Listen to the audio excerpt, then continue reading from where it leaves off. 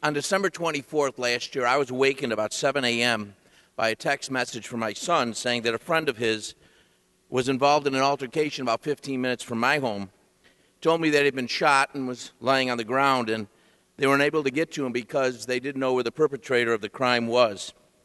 Unfortunately, about a half an hour later, I received a call from him saying that he had deceased.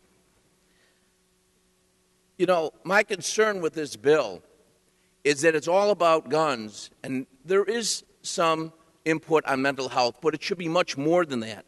This individual should have been institutionalized. Now, I know it's, today we want to mainstream everybody, and many deserve to be mainstreamed, and I support that. But many deserve to be institutionalized to protect society from them. This individual had been questioned if he ever thought, that they thought he would ever kill again, and he said he couldn't say he wouldn't have. And when we look back to other tragedies that have occurred recently in our country, whether it be the Oklahoma City bombing, that was committed with fertilizer. In China, the same day that the horrific crime was committed in Connecticut in a classroom, in China, in a classroom, a man entered wielding a knife and slashed 20 children. The same day. On September 11th, 3,000 people were killed with 19 box cutters.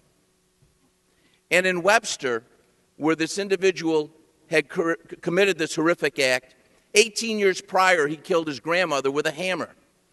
Now, we can blame fertilizer, we can blame knives, we can blame hammers, we can blame box cutters, and we can blame guns. But until we really deal with the mental health issues, we're not going to begin to solve this problem. And when it's talked about mental health individuals making a determination if somebody should be institutionalized or removed from society, many say, oh, that's a tough decision. How are they going to do that? Well, if they can't, who can? Now, they're not going to catch everybody. But unless we deal with mental health and the mental health aspect of this, instead of our primary focus being on guns, on the tool that these people use to perpetrate these horrific crimes, we're really not doing anything but making all of ourselves feel good. We'll go home tonight and say, oh, we passed this bill, and boy, New York's safer as a result of it. But is it really? Is it really? I doubt that. And until we deal with more severely the mental health aspect, unfortunately, these type of horrific acts will occur again.